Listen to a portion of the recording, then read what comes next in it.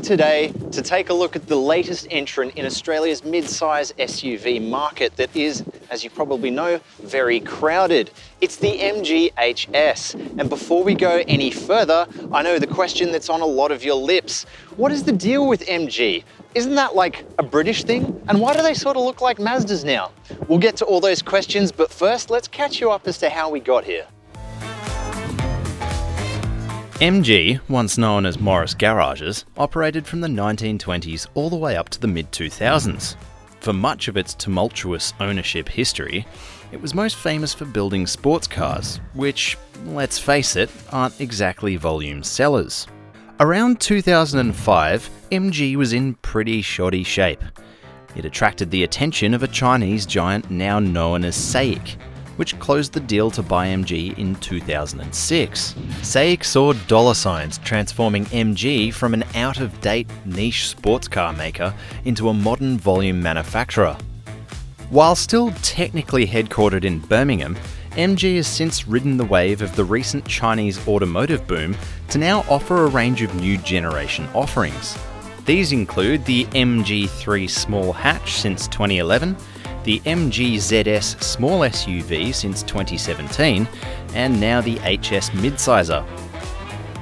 The thing of it is, each of MG's latest models has launched into a highly competitive segment at compelling prices, and they now even offer a 7-year warranty on par with Kia. So is there more to it than that?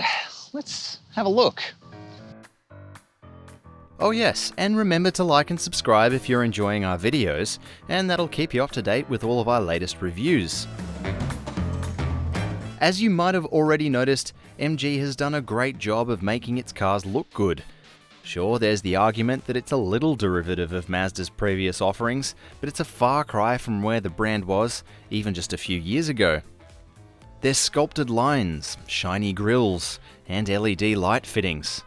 There's sleek bits, angry bits, even an emerging consistency to the brand's range that will draw buyers off the streets and into dealerships. They'll be hit with impressive sticker prices too. From the get-go, the HS here will be available in just 2 variants, the base Vibe and the top Excite.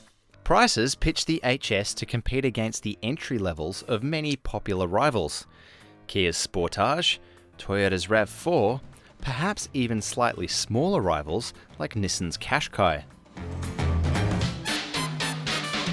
Now those two specs are really close together, with only a handful of things separating them and a few $1,000s. You'll notice a few really small details like the LED lights on the top spec, these wheels which are 1 inch larger than the base spec, and round the back here you'll also miss out on the base spec of this automated tailgate,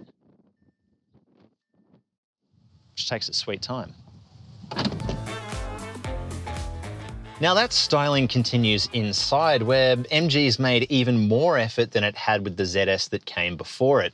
The 10-inch screen is impressive, and so is the semi-digital dash, and there's soft touch points pretty much everywhere that you're going to notice them. We did notice a few things about this multimedia system which weren't so hot. It was a bit slow, even in Apple CarPlay mode. The navigation was clunky to operate, and just a few small things like that. There's also no dial for air conditioning or for the volume control, which is a little bit of a negative in our books as well. There's a full suite of active safety even on the base car, which we were pretty impressed with at this price. Those features include auto emergency braking with pedestrian detection, lane keep assist, blind spot monitoring, rear cross traffic alert, traffic sign recognition, and active cruise control. All of that is also backed by a 7-year warranty. It's as though MG are going through the motions of ticking all the boxes for success strategies employed by Hyundai, Kia, and even Skoda in the past. Power even comes from a modern sounding 1.5-litre turbo engine, which sends power to the front wheels only via a 7-speed dual-clutch automatic. What's it like to drive though? As soon as you hop behind the wheel, the HS seems to do a lot right initially. That starts with the wheel that feels great under hand. There's a lovely digital dash cluster, which is reasonably easy to use. Visibility is great out of the car, and the same can go for the large touchscreen, which is relatively easy to operate thanks to its 10.1-inch size. But soon there's a lot of little things that come down to calibration and refinement that will really get on your nerves. And it starts with little things, like the steering doesn't quite have that really direct feeling to it that rivals have become known for. And then there's the suspension. The suspension is soft, but it's too soft. It bounces around, and then on smaller bumps, it never quite feels settled. It's sort of really jiggly. It does have its advantages though. It presents a quiet and more or less slick experience at lower speeds.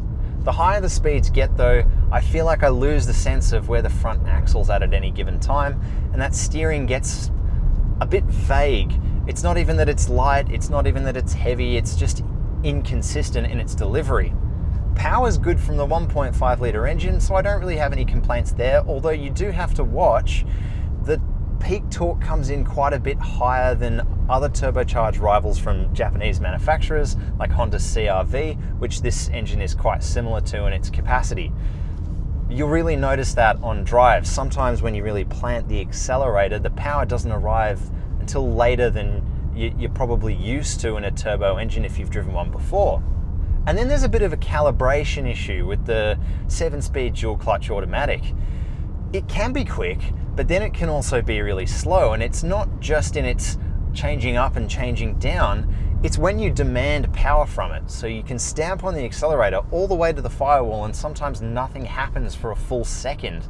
And that'll really cost you in some scenarios. Maybe you want to overtake, or it even does it from a standstill, which is not so great at T-junctions either.